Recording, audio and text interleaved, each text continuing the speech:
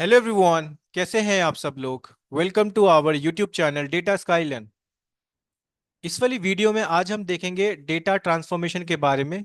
कैसे हम अपने डेटा को ट्रांसफॉर्म कर सकते हैं। बेसिकली चंक्स की फॉर्म में हमें जब डेटा को स्प्लिट करना होता है उसको बोलते हैं डेटा ट्रांसफॉर्मेशन। तो चलिए स्टार्ट करते हैं।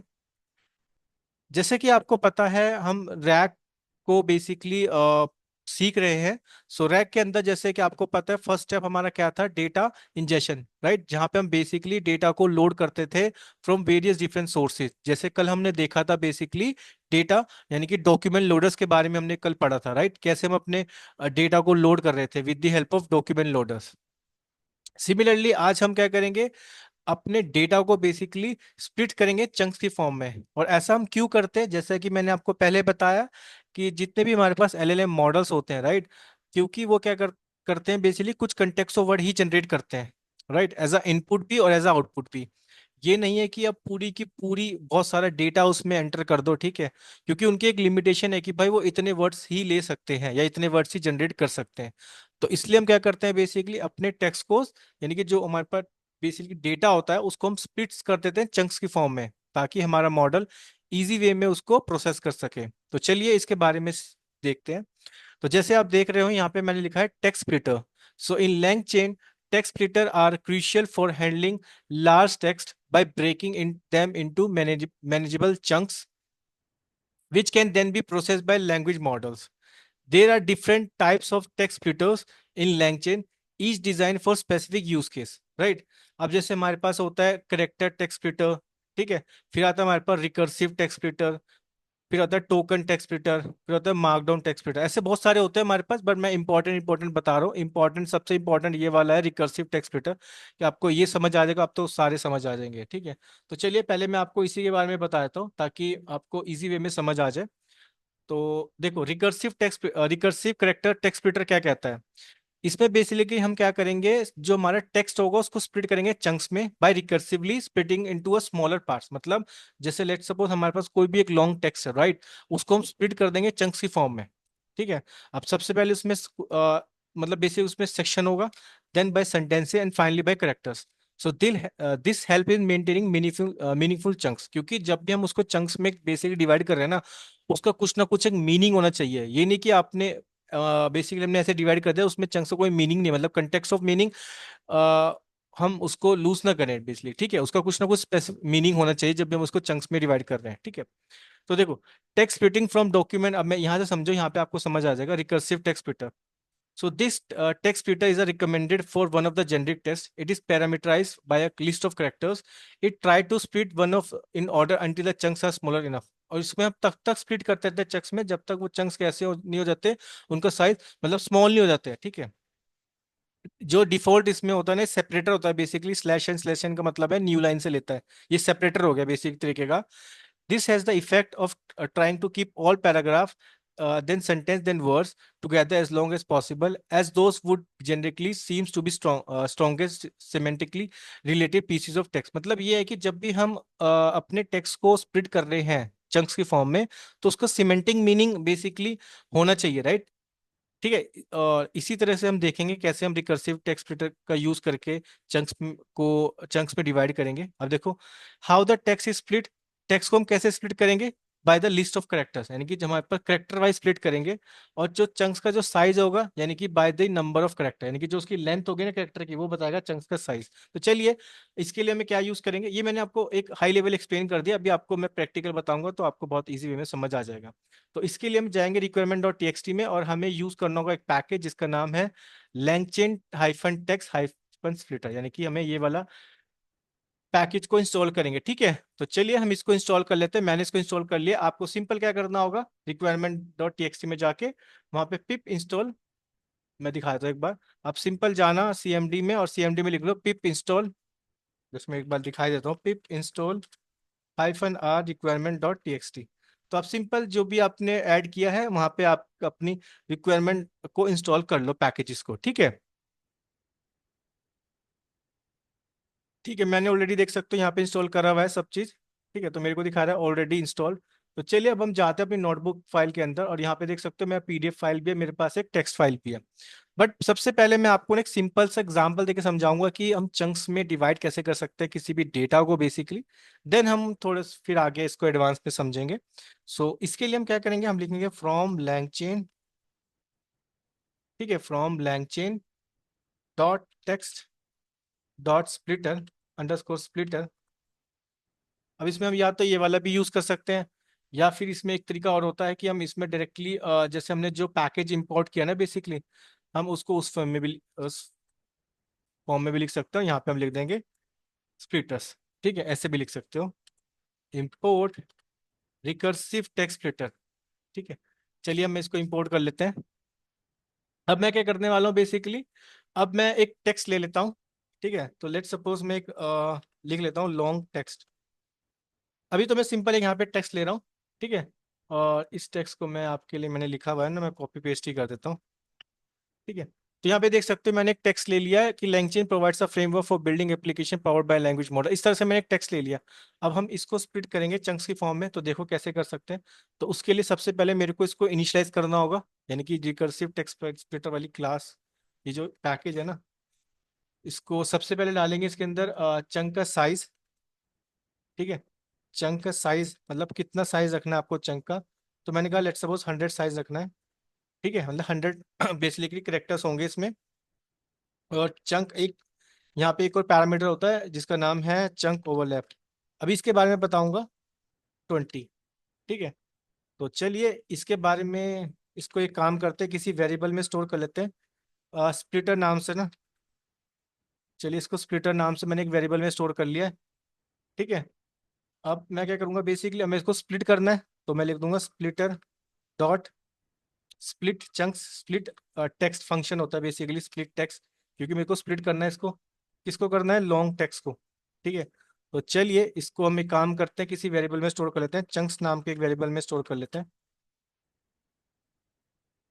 स्प्लिटर की स्पेलिंग मिस्टेक हो रही है क्या? हाँ,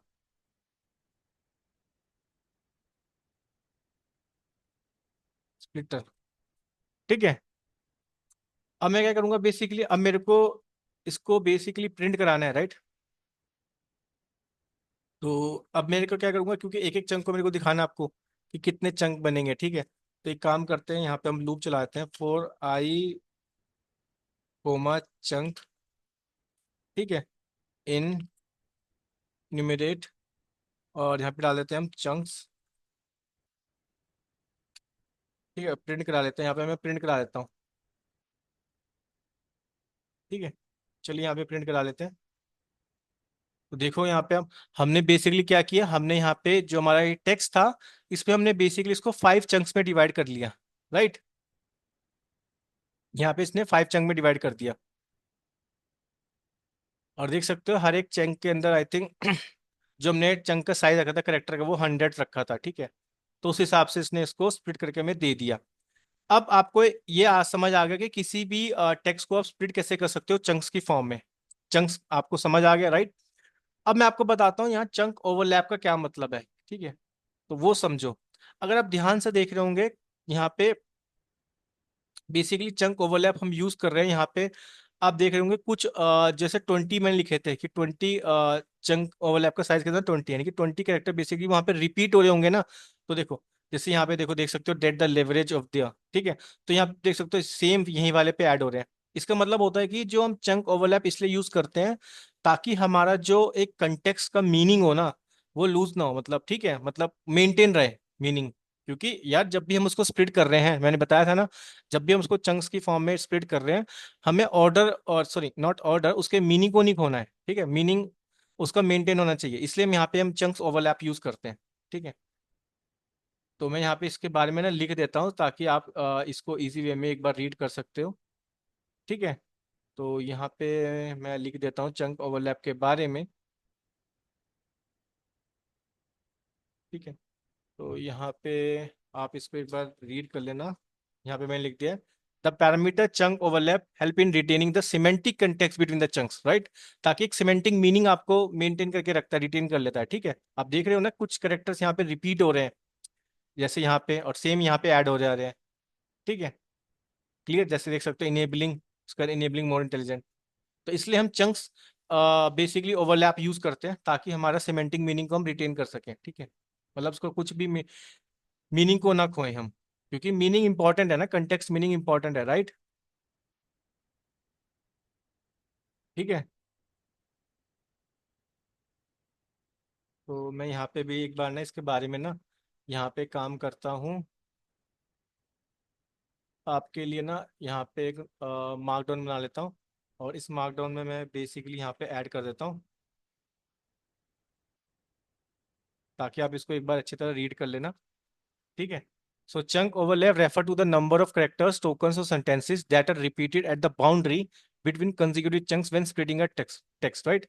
This overlap ensure that a text is preserved across chunks, right? मैंने बताया था ना, which is especially important when processing text with model that are rely on contextual understanding like language model, because when we are working with a language model, right, we don't need to lose the information, right? मतलब उसका meaning को नहीं हमें खोना है, meaning को maintain करने के लिए हम चंक ओवरलैप यूज करते हैं बेसिकली।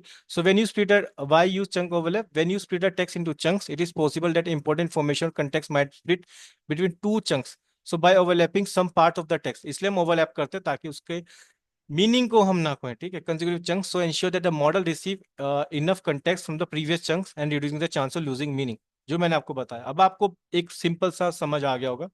तो चलिए, अब आपको ये समझ आ गया ना, तो अब हम क्या करते हैं बेसिकली, मैं यहाँ पे कुछ और ऐड कर लेता हूँ। अब आपको पता चलेगा कि आप कैसे, कितने इजी वे में आप रिकर्सिव टेक्स्ट स्प्लिटर का यूज करके बेसिकली किसी भी टेक्स्ट को स्प्लिट कर सकते हो चंक्स की फॉर्म में। वो तो आपने देख लिया, राइट। अब हम क्या करने वाले हैं, अब बेसिकली मैं एक पीडीएफ फाइल को रीड करूंगा। So reading a PDF file आप सब जानते हैं कैसे करते हैं।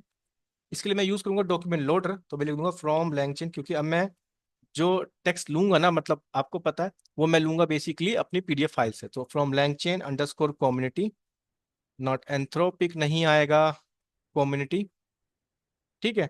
डॉट डॉक्यूमेंट लोडर, आप सब जानते हैं डॉक्यूमेंट लोडर्स का यूज करूंगा मैं। यहाँ पे इंपोर्ट कर लूंगा मैं पी पाई पीडीएफ लोडर, ठीक है, पाई पीडीएफ लोडर ये वाला, क्लियर।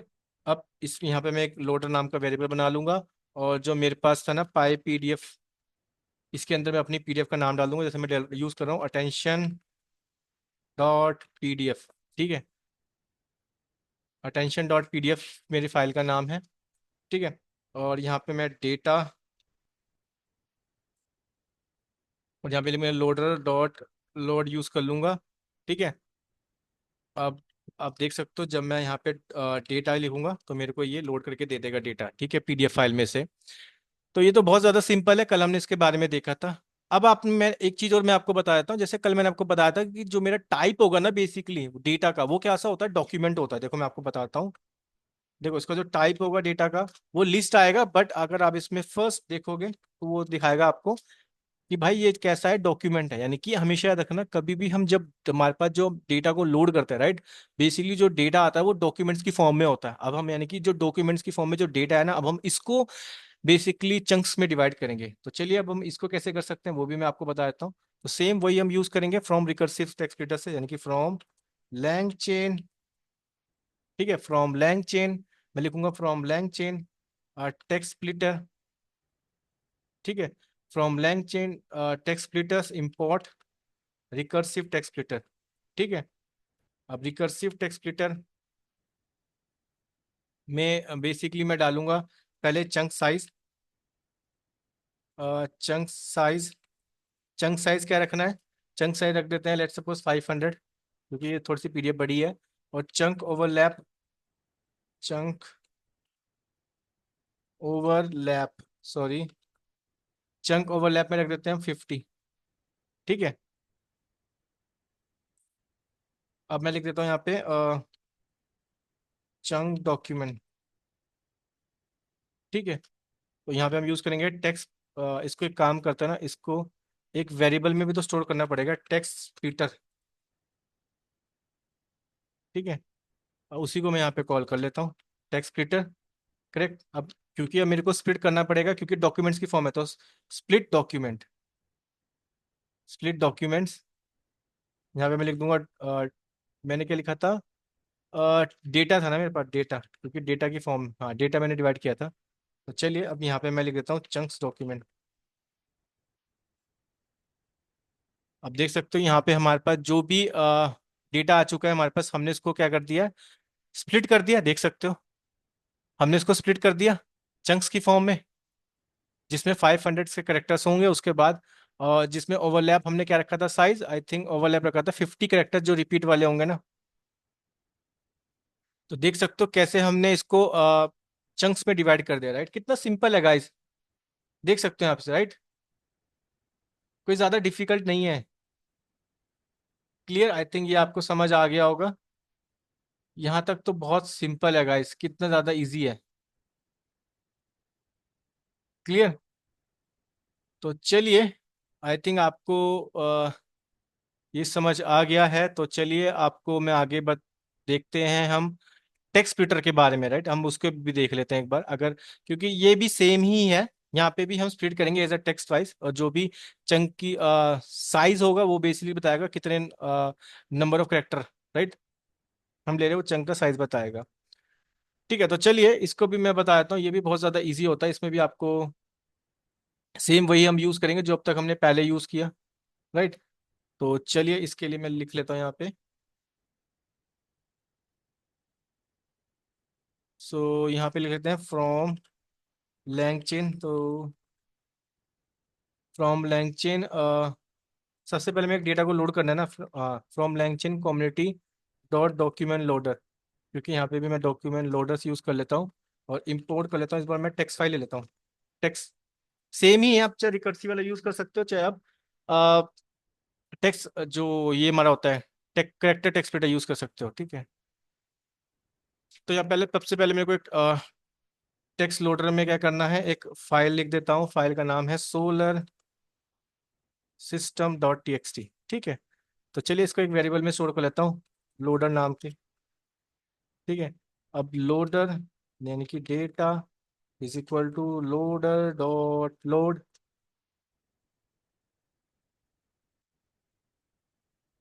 और यहाँ पे मैं डेटा लिख लेता हूँ। यहाँ पे मेरे पे डेटा आ जाएगा। अब चलिए इसको मैं स्प्लिट कर लेता हूँ, ठीक है। तो इसके लिए मैं स्प्लिट कर देता हूँ, और यहाँ पे मैं लिख देता हूँ सेम चीज़ें वही लिख लेता हूँ, ठीक है। तो फ्रॉम लैंगचेन टेक्स्ट स्प्लिटर, ठीक है। इंपोर्ट कर लूंगा मैं character text splitter, character text splitter, ठीक है। अब चलिए इस करेक्टर टेक्स्ट स्प्लिटर को मैं बेसिकली सबसे पहले डालूंगा इसमें सेपरेटर, ठीक है। सबसे पहले जाएगा इसमें सेपरेटर। सेपरेटर क्या डालना है अभी बताया था, देखो सेपरेटर इसमें क्या होता है, इसमें सेपरेटर होता है बैक्स, ये एन बैकस्लैश एन, ये न्यू लाइन से, ठीक है। तो एन एन, ठीक है। उसके बाद मैं डालूंगा चंक साइज। चंक का साइज क्या रखना है मेरे को, चंक का साइज रख देते हैं लेट्स सपोज 100। फिर डालूंगा मैं चंक ओवरलैप, कितने ओवरलैप कराने हैं, ठीक है। चंक ओवरलैप में लिख देते हैं 20, ठीक है। तो चलिए इसको भी हम यहाँ लिख देते हैं टेक्स्ट स्प्लिटर, ठीक है। टेक्स्ट स्प्लिटर लिख देते हैं, और यहाँ पे लिख देते हैं टेक्स्ट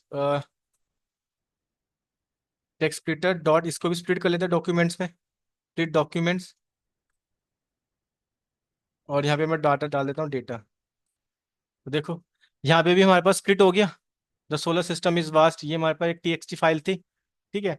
तो इसको भी हमने स्प्लिट कर दिया, क्योंकि देखो डॉक्यूमेंट्स में इसलिए कर रहा हूँ बिकॉज आप सबको पता है कि भाई जो ये डेटा जो हमारे पास होता है इसका टाइप क्या होता है, डॉक्यूमेंट। तो इसलिए मैं यहाँ पे इसको क्रिएट कर रहा हूँ, ठीक है, मतलब डॉक्यूमेंट्स को इसकी फॉर्म में स्प्लिट कर रहा हूँ,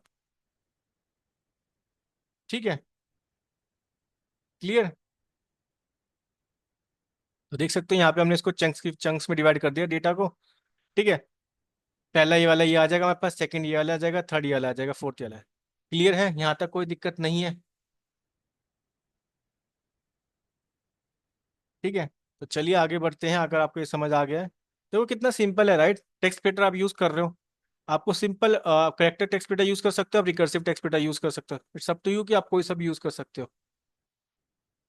ठीक है, अब चलिए मैं आपको कुछ और भी बता देता हूँ। वैसे तो हमारे पास और भी होते हैं, मैं आपको एक लिंक दे दूंगा, वहां से आप इसको रीड कर सकते हो और भी अच्छे से।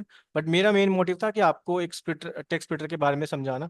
अब जैसे देखो, यहाँ हमारे पास ये होता है टोकन टेक्स्ट स्प्लिटर। अब टोकन के लिए सबसे पहले आपको एक पैकेज डाउनलोड करना पड़ेगा, टिक टोकन। ठीक है, ये वाला पैकेज आप डाउनलोड कर लेना। Then after what we need to do, इसके लिए मैं आपको सिंपल सा एक कोड बता देता हूँ, ताकि आप इसको बहुत इजी वे में समझ लो। ठीक है, तो चलिए यहाँ पे मैं डाल देता हूँ, इसको प्रिंट करा लेते हैं एक बार। तो देख सकते हो यहाँ पे हमने क्या किया, सेम वही यूज कर रहा हूँ, यहाँ पे टोकन स्प्लिटर यूज कर रहा हूँ और मैंने टेक्स्ट डाल दिया, राइट। और वही सेम वही यूज किया। देखो सब जगह आप देख रहे होंगे, सिर्फ नाम ही टोकन स्प्लिटर का नेम चेंज हो रहा है, rest of all things are same. अगर आप एक स्प्लिट करना चाहते हो टेक्स्ट की फॉर्म में, अगर यहाँ पे कोई डॉक्यूमेंट्स की फॉर्म है, तो फिर हम लिखते थे जो हमने ऊपर यूज किया, राइट, स्प्लिट डॉक्यूमेंट्स। यहाँ पे टेक्स्ट है तो मैं लिख दूंगा स्प्लिट टेक्स्ट।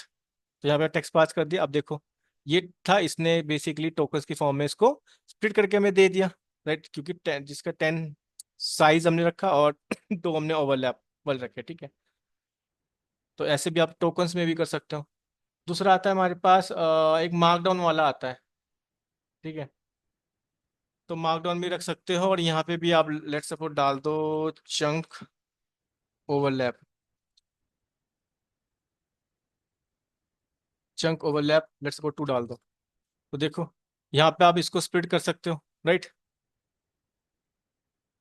हेडर 1 आ गया, दिस इज समथिंग। ठीक है, आप इसमें थोड़ा सा इसको छोटा कर दो साइज, क्योंकि ये छोटा है। तो देखो, अब आप देख सकते हो हमने इसको स्प्लिट कर दिया। तो देख सकते हो कितना ज्यादा इजी है गाइस स्प्लिट करना। मैंने बोला ना, आप एक समझ लो, आपको सारा समझ आ जाएगा, राइट। क्लियर। अब मैं आपको एक लिंक देता हूँ, सो जहाँ पे आपको बहुत इजी वे में समझ आ जाएगा। तो चलिए मैं आपको वो लिंक बता देता हूँ। यहाँ पे देखो, तो यहाँ पे आप और भी अच्छे से एक्सप्लेन आपको समझ आ जाएगा कि लैंगचेन के अंदर हम कैसे स्प्लिट कर सकते हैं। ठीक है, तो सबसे पहले जैसे मैंने आपको बताया था, करेक्टर टेक्स्ट स्प्लिटर, जहाँ पे हम करेक्टर वाइज स्प्लिट करते हैं बेसिकली। ठीक है, फिर था रिकर्सिव टेक्स्ट स्प्लिटर, वो भी सेम ही होता है इसकी जैसा ही। ठीक है, बट थोड़ा सा सेपरेटर का डिफरेंस होता है, आप एक बार इसको रीड कर लेना, आपको समझ आ जाएगा। मेन सबसे ज्यादा यूज हम रिकर्सिव टेक्स्ट स्प्लिटर बहुत ज्यादा यूज करते हैं। ठीक है, इसका मैं लिंक दे दूंगा आपको। जैसे होता है स्प्लिटिंग ऑफ टोकन्स, मैं टोकन्स का बताया आपको एग्जांपल। एक ट्रांसफॉर्मर टोकन स्प्लिट होता है, जहाँ पे हम sentence transformer token text splitter use करते हैं हगिंग फेस से। ठीक है, कोड स्प्लिटर होता है, कोड को स्प्लिट कर सकते हैं। एक और होता है आई थिंक इसमें एनएलटी के टेक्स्ट स्प्लिट, जहाँ पे हम एनएलटी के लाइब्रेरी यूज करके जो टोकन स्प्लिट करते हैं उसको भी स्प्लिट कर सकते हैं। बिकॉज हमें स्प्लिट इसलिए करना होता है ना, आगे जाके हमें, आप सबको पता है, इसके बाद हम देखेंगे बेसिकली एम्बेडिंग लेयर, राइट, जहाँ पे हम हर एक टोकन यानी कि उसको वेक्टर्स में कन्वर्ट करेंगे। ठीक है, और फिर उन वेक्टर को हम बेसिकली हमें रिप्रेजेंट करना होता है in continuous vector space, right, जहाँ पे हम एम्बेडिंग मैंने आपको बताया था। क्योंकि फिर उन वेक्टर्स को हमें स्टोर करना होगा एक डीबी के अंदर, जिससे हम बोलते हैं वेक्टर डीबी। तो नेक्स्ट वाली वीडियो में मैं आपको बताऊंगा इम्बेडिंग के बारे में। तो चलिए, आई थिंक आपको एक टेक्स्ट स्प्लिटर समझ आ गया कि कैसे आप स्प्लिट कर सकते हो। तो इसका लिंक भी मैं डाल दूंगा, रेफरेंस लिंक। ठीक है, ताकि आप इसको एक बार और रीड अच्छे से कर लेना। ठीक है, मेक श्योर कि आप इस चैनल पे आप एक्टिव रहना। ठीक है, मैं काफ़ी ज़्यादा आपको और भी हम आने वाली वीडियोस में इसमें और अच्छे से समझेंगे, क्योंकि अभी हमने सेकंड पार्ट इसका कंप्लीट कर लिया, राइट। हमने डेटा इंजेक्शन देख लिया, हमने डेटा ट्रांसफॉर्मेशन देख लिया। जो नेक्स्ट पार्ट है हमारा, ठीक है, जैसे मैंने आपको बताया, जो हमारे पास नेक्स्ट पार्ट है वो क्या है हमारे पास बेसिकली, हम डेटा को कैसे ट्रांसफॉर्म कर सकते हैं। नहीं, सॉरी, सेकंड पार्ट है एम्बेडिंग वाला। ट्रांसफॉर्म तो आज हमने देख लिया, राइट। अब हमने जो भी टेक्स्ट को स्प्लिट किया, अब उसको वेक्टर्स में हम बेसिकली रिप्रेजेंट करेंगे। और इन वेक्टर को आपको पता है, हमें कंटिन्यूस वेक्टर्स यानी कि जहाँ पे सिमिलर वेक्टर का सिमिलर रिप्रेजेंटेशन होती है। ठीक है, एम्बेडिंग का मीनिंग आई थिंक आप सब लोग जानते होंगे, मैंने बताया था एनएलपी के अंदर। इन वेक्टर को हम बेसिकली रिप्रेजेंट करेंगे किसे ना, ठीक है, इन अ कंटिन्यूस वेक्टर स्पेस, यानी कि रिप्रेजेंटेशन ऑफ वेक्टर को ही बोलते हैं हम एम्बेडिंग। ठीक है, अब इन वेक्टर को उसके बाद हम बेसिकली, क्योंकि हमें टेक्स्ट में डिवाइड कर ले रहा है, टेक्स्ट में स्प्लिट करने के बाद अपने वेक्टर में उसको कन्वर्ट करोगे, वेक्टर को मतलब नंबर्स की फॉर्म में। अब उनको स्टोर करने के लिए भाई, इन वेक्टर को जो आपने, ठीक है, उनको स्टोर करने के लिए डीबी की यूज करेंगे, जिसका वेक्टर डीबी होता है, वो हम आने वाली वीडियोस में देखेंगे। तो मेक श्योर, ठीक है, आने वाली वीडियोस काफी ज्यादा इंटरेस्टिंग होने वाली है, तो आप चैनल को सब्सक्राइब कर लेना, वीडियो को लाइक कर लेना एंड ज़्यादा से ज़्यादा शेयर कर दो। और अब लिंक्डइन पे भी फॉलो कर सकते हो, जिसका लिंक आपको मैंने अपने कम्युनिटी वाली पोस्ट में डाला था, आपको वहां मिल जाएगा, अदरवाइज आपको वीडियो के डिस्क्रिप्शन में मिल जाएगा। ठीक है, तो चलिए इसी तरह बने रहिए मेरे साथ इस जनरेटिव ए की जर्नी में। मिलता हूँ आपको अपनी नेक्स्ट वीडियो में नए टॉपिक के साथ। So see you all in my next video. Thank you.